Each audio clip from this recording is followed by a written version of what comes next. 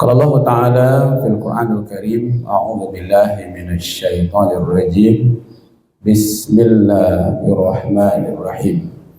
Wan nazi'ati gharqa wal nashitati nashta was-sabihati sabqa was-sabiqati sabqa. Shadaqallahul azim. Al-Quran surat An-Nazi'at ayat 1 sampai 4 ya.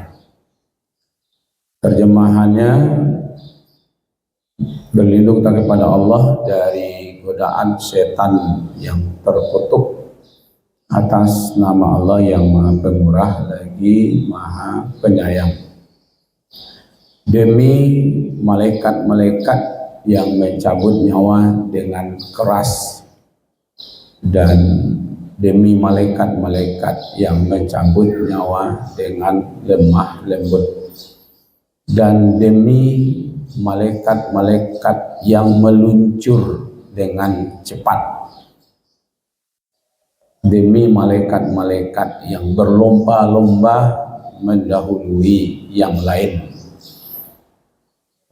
Maha benar Allah yang Maha Agung. Surat An-Nazi'at ayat 1 sampai 4. Bapak Ibu yang dimuliakan, ayat 1 Allah bersumpah demi malaikat mencabut nyawa dengan keras, dengan kejam, dengan sadis, karena dua sebab saja. Satu, kekafiran manusia. Jadi yang dicabut dengan keras, dengan sadis itu adalah orang-orang kafir. Yang kedua adalah orang-orang yang banyak dosanya dibandingkan dengan pahalanya, yang berat timbangan dosanya dan ringan timbangan pahalanya, maka nyawanya akan dicabut dengan keras. Yang kedua, Allah bersumpah demi malaikat yang mencabut dengan lemah lembut. Ya, lemah lembut, kasih sayang, pelan-pelan, hati-hati, supaya manusia tidak merasakan sakit kematian yang berlebihan. Untuk siapa itu? Ada dua kemarin. Satu, orang-orang yang beriman. Yang kedua, orang-orang yang beramal soleh. Insya Allah, kalau nan kedua ko cecalik wajah apa masuk, ya minimal wajah saya dulu gitu ya, agak bersahaja, agak lembut dengan kasih sayang. Begitulah malaikat mencabut nyawa orang-orang yang beriman dan nyawa orang-orang yang beramal soleh. Itu cara malaikat mengeluarkan roh kita. Ada dengan cara yang kasar, yang kejam, yang keras. Ada dengan cara yang lembut, dengan kasih sayang. Ini bukan malaikatnya, tapi karena akibat dari manusianya, ya kan? Sehingga malaikat itu tampillah dia sebagai yang keras, yang beringas, yang sadis karena perangai manusia. Kalau manusianya beriman, manusianya soleh, manusianya patuh, ya kan? Maka malaikat itu datang dengan senyum, kasih sayang, lembut, hati-hati, ya kan? Mengeluarkan rohnya manusia. Jadi penentunya kita sebenarnya. Mau dicabut dengan keras, kitalah penentunya. Kalau mau dicabut dengan lembut, kita yang menentukan, ya kan? Nah, mungkin karena malaikat ini tidak pernah menyelisihi perintah, ya, makanya Allah di sini bersumpah, ya kan? Karena memang malaikat itu keras, malaikat itu kasar, itu karena perintah Allah. Nah, mungkin dia buat cara sendiri, Pak. Nah, ya, mencalik perangai manusia, mulapi hasilnya manusia kok enggak. Karena dia tidak melakukan sesuatu kecuali perintah. Kalau sudah diperintah, hanya meluncur saja. Itu penjelasan ayat yang ketiga. Ya kan? Wasabihati sabha. Kalau sudah diperintah oleh Allah, dia meluncur dengan cepat. Jadi mau dengan cara seperti apa? Ya, malaikat itu tidak bergerak kecuali perintah Allah. Ya kan? Maka demi malaikat-malaikat yang meluncur. Wasabihati sabha. Ya kan? Kalau Allah sudah perintahkan, tidak ada apa? Tidak ada tunggu, tidak ada tenggang. Bikola sabantalai sagan umpama, ya kan? Aku manusia aku sedang bermaksiat baru ndak. Aku manusia aku dulu sedang dalam perjalanan ndak. Kalau lah tiba perintah, wala yu'akhirallahu nafsan iza jaa ajaluha. Ya kan? Kita lihat bagaimana Ibnu Katsir menafsirkan ayat ini. Ya kan? Menuju pada para malaikat yang turun dari langit ke bumi dengan cepat untuk melaksanakan perintah Allah. Di situ menggunakan kata meluncur. Nanti kita lihat ya kajian kosakata seperti apa. Mereka langsung bergerak dengan kecepatan yang luar biasa, seperti perenang yang bergerak di air tanpa hambatan. Jadi kalau gitu melayang-layang lah ya, seperti orang berenang di udara. Nah, saya tidak bisa memotoh bagaimana bentuk malaikat berenang-renang itu, ya kan? Tapi saya cari di internet seperti ini. Nah, kira-kira cepat. Malaikat itu kan pakai sayap, ya kan? Ada yang 2, ada yang 3, ada yang 4, ada yang 5 sayapnya biasa. Jadi pas Allah perintahkan, dia langsung itu meluncur langsung, tidak ada sedikit pun lalai dari perintah Allah. Nah, di sini sebenarnya Allah ingin menyampaikan kepada kita, malaikat saja kalau sudah diperintah oleh Allah hanya meluncur saja, tidak ada pertimbangan-pertimbangan. Ya Allah, itu memanglah saatnya puanun kau, tidak gitu. Apa memanglah waktunya kau manusia aku dicabut nyawa, tidak ada lagi. Pokoknya kalau lah diperintah, ya kan, dia meluncur dengan cepat, bergeraknya itu Pak, cepat. Ya kan? Nah, itu yang dikatakan kata Jalalain menjelaskan kata as-sabihat merujuk kepada malaikat yang bergerak dengan cepat dalam melaksanakan tugas-tugas yang diberikan oleh Allah kepadanya. Ya kan? Kita lihat Quraisy Shihab. Quraisy menafsirkan bahwa malaikat-malaikat ini memiliki tugas khusus yang memerlukan kecepatan dalam melaksanakan, menyorot. Ini malaikatnya khusus ini. Apa namanya kemarin? Malakaitul maut. Ya kan? Dengan sakaratul maut. Malaikatnya cepat, manusianya seperti orang yang tidak sadar. Jadi kecepatan tersebut menunjukkan satu kekuatan. Jadi malaikat pencabut nyawa itu malaikat yang sangat kuat sehingga mengerjakan sesuatu itu dengan cepat dan tangkas, ya kan? Kalau sudah diperintah oleh Allah. Dalam tafsir Al-Muyassar, malaikat yang bergerak cepat ini menggambarkan ketundukan dan ketaatannya. Kalau Quraisy Shihab menyorot tentang tugas khusus yang memerlukan kecepatan, menunjukkan ada kekuatan. Kalau Al-Muyassar dia menggambarkan ketundukan dan ketaatan mereka kepada Allah. Kalau sudah datang perintah sami'na wa ata'na. Coba kalau seandainya lambe-lambeknya tiba diperintah tuh bekolah dia. Tentu lama lah manusia nak. Setahun lah ya Allah bertambah semua manusia setahun lagi. Ya nak. Nah, nantilah aja nak. Hanya duduk-duduk aja baru itu. Ya kan? Ini beralih-alih lah gitu. Nyobelo main game dulu gitu. Ya kan? Atau cuma masak-masak dulu gitu. Nah, atau yang mau totar dulu. Kau perintah Allah tiba kan? Malaikat tuh cabut. Asentah ya Allah, mau kau tanggung ah. Sedang lama nota gitu. Nah, bayanglah kira-kira tentu apa yang akan terjadi. Ya kan? Tentu atau anu tiba perintah lain. Nyana kayak daki saya ke manusia kok.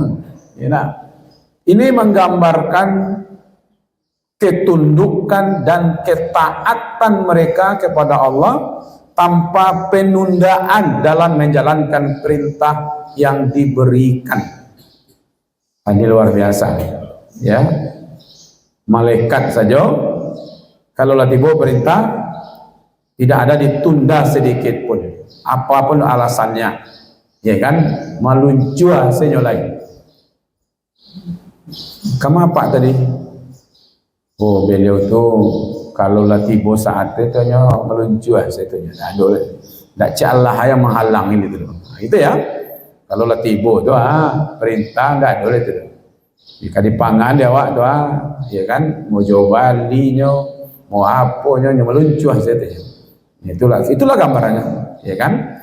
Buya Hamka menjelaskan bahwa malaikat yang ditugaskan oleh Allah untuk menjalankan berbagai perintahnya dengan kata as-sabihat di sini diartikan sebagai mereka yang bergerak dengan cepat dan tangkas seperti seorang perenang meluncur dengan lancar di dalam air. Sabihat, berenang. Padahal di Makkah tidak ada kolam renang ya. Ayat ini kan turunnya di Makkah. Tapi kok diberi informasi bahwa seperti orang berenang. Ya kan? Seperti orang berenang, cepat. Ya kan? Jadi bapak-bapak, ibu-ibu yang dimuliakan, kan ada berapa ketangkasan, keahlian yang diperintahkan, yang diajarkan oleh Rasulullah. Satu, berenang. Ya kan? Dua, berkuda. Tiga, memanah. Ya kan? Sehingga ada pula yang bertanya, memang kuda ada di Makkah Ustaz? Ada. Cuma apa-apa ibu-ibu ini tidak dibawa. Saya juga cari kuda yang dibawa cari unta. Ya kan? Itu surat Al-Adiyat itu kan turunnya di Makkah juga itu. Wal adiyati dabha. Demi kuda perang yang kencang larinya. Ya kan? Ya ada kuda, Pak. Ya kan? Makanya di waktu perang Badar itu orang-orang kafir Quraisy itu sudah lebih 600 pasukan berkuda. Jadi walaupun tidak ada kolam renang, jarang hujan di Makkah, tapi kan Makkah itu bukan hanya di kota Makkahnya saja. Pergilah ke Jeddah, pergilah ke Taif, ketemu sungai, ya kan? Kita aja yang belum pernah diajak. Gitu. Pernah Bapak Ibu melihat padinya orang Makkah? Orang Arab, berasnya kecil-kecil, panjang-panjang. Lihatlah ke bin Daud, aku tanya kepada mereka, ini beras dari mana? Ini beras Saudi. Ya, jadi mereka punya beras, tapi mungkin tidak ditanamnya, tidak di batu-batu.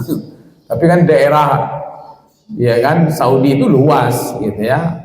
Apalagi kalau udah ke Riyadh, ya kan, daerah Madinah ke ujungnya, ya kan, itu udah biasa. Jadi seolah-olah seperti orang kalau sudah terjun ke air itu muncul saja itu. Nah, seperti itu gambaran bagi malaikat yang ditugaskan mencabut nyawa. Maka Buya Hamka menambahkan bahwa malaikat-malaikat ini bergerak dengan ketaatan penuh tanpa penundaan dalam melaksanakan perintah Allah. Kecepatan dan ketangkasan mereka menunjukkan betapa patuh dan tunduknya mereka dalam menjalankan tugas yang diberikan oleh Allah. Maka itu ada beberapa hal yang perlu kita garis bawahi. Satu, betapa besarnya kekuatan Allah.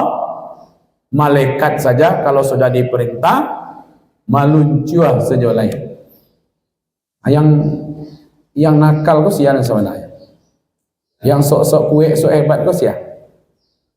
Nanda mau meluncur aku diperintah sia.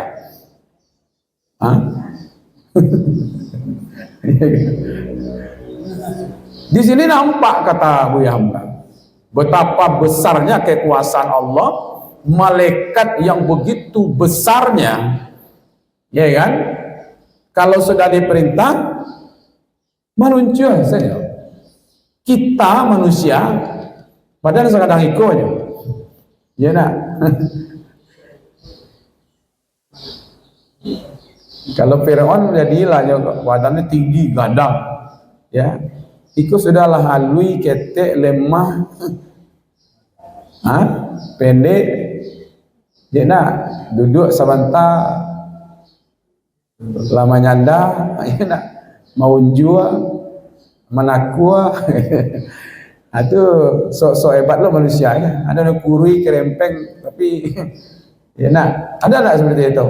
Jadi besar. Di sini yang digaris bawahi oleh Buya Hamka adalah inilah menunjukkan kekuasaan Allah. Jadi malaikat saja kalau sudah diperintah tidak ada lagi, ya kan? Nah, nanti bagaimana kitanya kan itu masalahnya, ya kan? Betapa setianya malaikat dalam menjalankan tugasnya. Ya tugas kita satu, wa ma khalaqtul jinna wal insa illa liya'budun. Allah tidak ciptakan manusia kecuali untuk beribadah. Ketika Allah perintahkan beribadah, ya menuju saja seharusnya manusia boleh. Ya kan? Wa ma umiru illa liya'budullah mukhlishina lahuddin. Yang kedua, manusia itu tidak diperintah beribadah kecuali keikhlasan. Jadi keikhlasan melaksanakan perintah itulah sebenarnya yang membuat kita ringan dalam mengerjakan perintah. Jadi merenungkan tentang ketundukan dan kepatuhan manusia kepada Allah, kata Buya Hamka bahwa seharusnya manusia juga bisa belajar dari malaikat dalam hal ketaatan dan kesungguhan dalam melaksanakan perintah Tuhannya. Ya kan? Jadi kalau itu kepatuhan dan ketaatan itu yang diperlihatkan di sini. Itu yang disebut dengan wasabihati. Jadi merujuk kepada malaikat yang melaksanakan tugas mereka dengan cepat dan efisien, seperti berenang meluncur, menunjukkan malaikat bergerak dengan cepat dan lancar tanpa hambatan dalam menjalankan tugas yang diberikan oleh Allah. Jadi Buya Hamka As-Siddiqi Hasbi menyorot tentang bagaimana kepatuhan dan ketaatannya. Jadi malaikat saja yang seperti itu kalau diperintah, ya kan, patuh dan taat kepada perintah Allah, ya kan. Kita sebenarnya kan juga begitu. Sami'na wa ata'na. Cuman dia ada ujung-ujungnya wa asoina gitu ya. Ya kan? Kami dengar, kami taat, kami rasul-rasulan dulu. Kalau rasul laika bautuang, ya kan? Nah, Bapak Ibu yang dimuliakan, kita lihat bagaimana Sa'di. Abdurrahman Al-Sa'di menggambarkan malaikat yang bergerak dengan cepat dalam menjalankan perintah Allah. Kata As-Sabihat di sini menunjukkan kecepatan, ketangkasan, tidak kaku atau menunda melaksanakan perintah Allah. Kita beri contoh Pak manusianya. Contoh ya, bagaimana manusia begitu cepatnya, ya kan? Ini ada satu kisah, ya. Qadara taqalluba wajhika fis sama.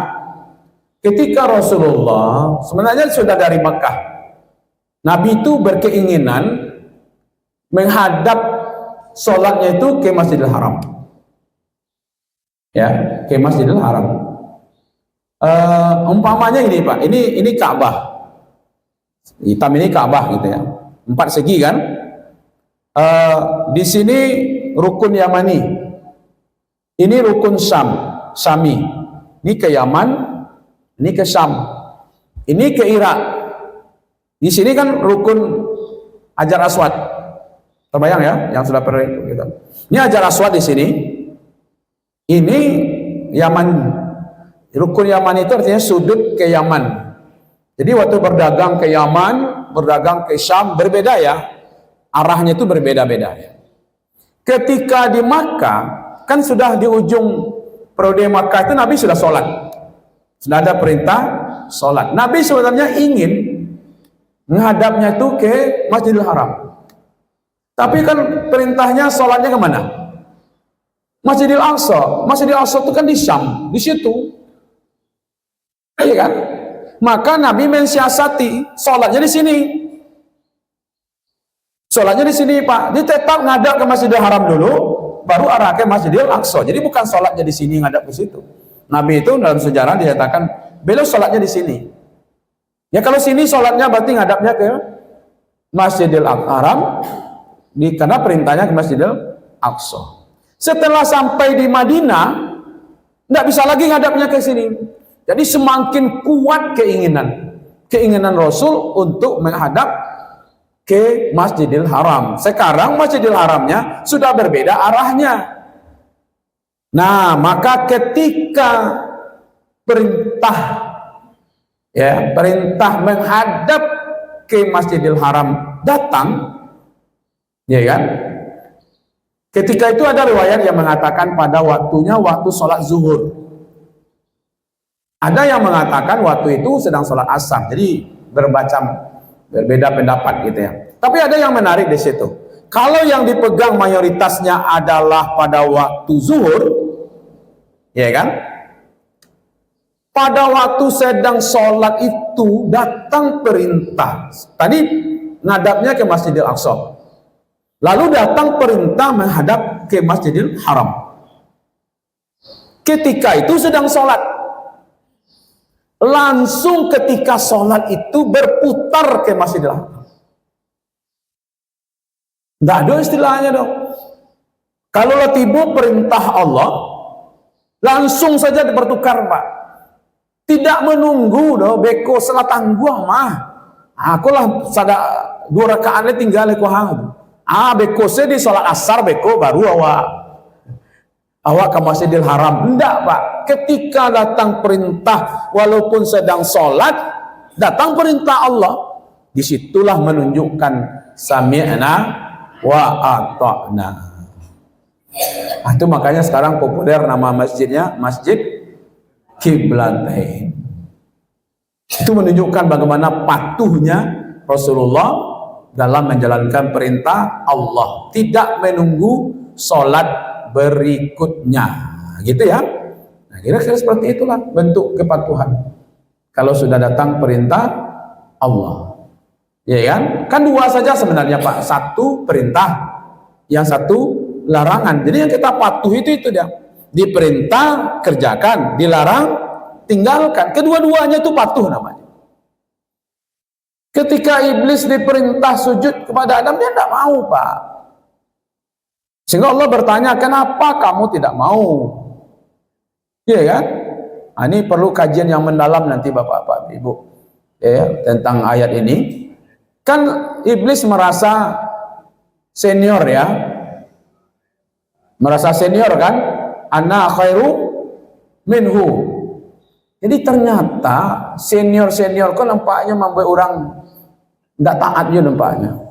Merasa latuun kawan, Allah dulu yang boleh makan karak, maka masang karak ada dibanggakan. Orang kini lah makan, ya kan randang gitu ya. Ini karak sewa orang randang makan orang. Tidak. Kalau hamburger tidak usah lah Bapak Ibu ya. Ya enggak. Jadi kadang-kadang senioritas kan membuat orang tidak patuh juga kadang-kadang Pak. Ya kan, kadang-kadang yang bosnya itu lebih muda pada ini kan.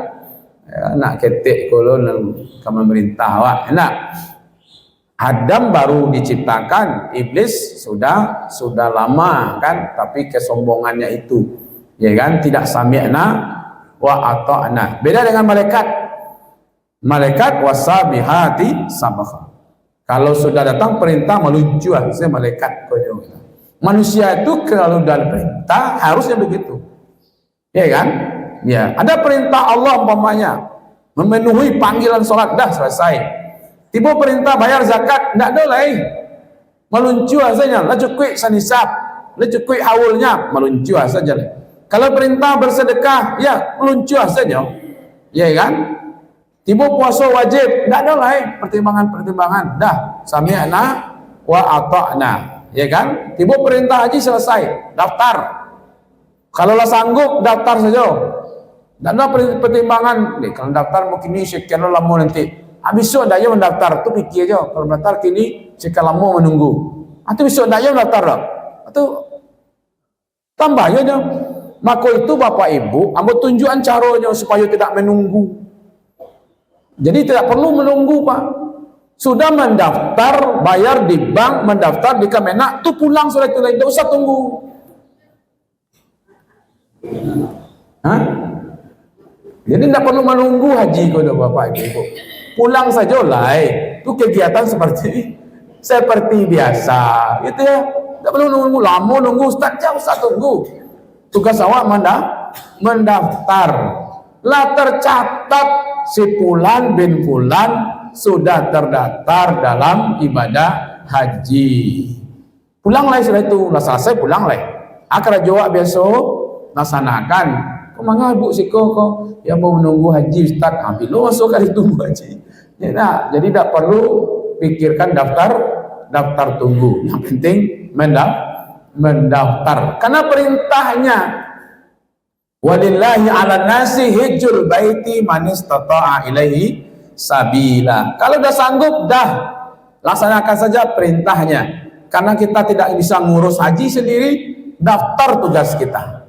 Kalau sudah mendaftar, dah masuk dalam usulan malaikat lah tahu tu, ya kan? Kau si anu lah masuk daftar, gitu ya. Kalau tidak pemerintah yang menunda, anda tunda dia, ya kan? Yang penting lah tercatat, gitu ya. Yang kedua, larangan dah. Larang berjudi berhenti. Mau online, mau offline, ya kan? Jadi sekarang judi online sekarang ini kan. Zina, mabuk, ya kan? Kan sudah ada larangan. Fajtanibu, jauhilah kata Allah. Dah sami'na wa ata'na, ya kan? Nah, jadi ini Bapak Ibu menunjukkan kepatuhan. Nah, coba pertimbangan ini Pak. Bagaimana Nabi Ibrahim menyembelih putranya? Sami'na wa ata'na. Bagaimana Nabi Musa ketika diperintah, ya kan, untuk bertemu dengan Fir'aun, walaupun takwi, gemetar, tapi karena ini perintah tetap datang. Bagaimana Nabi Nuh menunjukkan kepada masyarakatnya, karena ini perintah, tak ada malih tu. Ya Allah, 900 tahun aku ngajak mereka, tak mau aja dah, bosan aku, tak ada bosan, ya kan? Maka tugas Ustaz aku ceramah saja tadi Pak, ya kan? Mau didengar orang, tak dengar orang, pokoknya ceramah. Nah itu je Bapak Ibu ya kan? Pokoknya lalu Ustaz lalu lah kalau salahnya, ya nak? Ketika jago kan ya dengar, ya kan? Nabi Nuh Pak 900 tahun lebih berdakwah. Ibu-ibu jagoan setaruh ibu, ya kan? Kalau ada anak, kalau ada cucu, kalau ada suami pagi nak jago-jagoan setaruh tugas itu. Jangan bosan-bosan, jangan maleh-maleh. Setan saja Nabi Adam mempengaruhi manusia berbuat buruk, lain tak pernah bosan, lain tak pernah maleh. Kok maleh lah malaikat, setan kok lama makna Pak? Ya Allah, bosan mempengaruhi manusia, gitu ya. Karena manusia itulah banyak jadi setan pokoknya kan. Iya kan? Bosan ya, nyoba surat mengundurkan diri, akan kerja tuh. Iya kan? Tidak ada dah. Jadi malaikat setan tidak pernah mengundurkan diri. Artinya Bapak Ibu, usahakan ketika ada perintah kerjakan, ketika ada larang tinggalkan. Seperti meluncurnya malaikat dalam ketaatan dan kepatuhannya kepada Allah. Ini yang bisa kita sampaikan pagi ini, itu ayat yang ketiga. Nah, insya Allah Rabu depan, ya kan, ini lebih menarik lagi. Tadi meluncur, kini kata Allah apa? Fastabiqati sabaqah. Berlomba-lomba mereka, saling mendahului, ya kan? Nah, Jawa dulu kata-kata itu, fastabiqul khairat. Insya Allah kita dalami Rabu yang akan datang. Terima kasih atas perhatiannya. Mohon maaf wabillahi taufik wal hidayah. Nasrun minallah wa fadlun qarib wa basyiril mu'minin. Wassalamualaikum warahmatullahi wabarakatuh.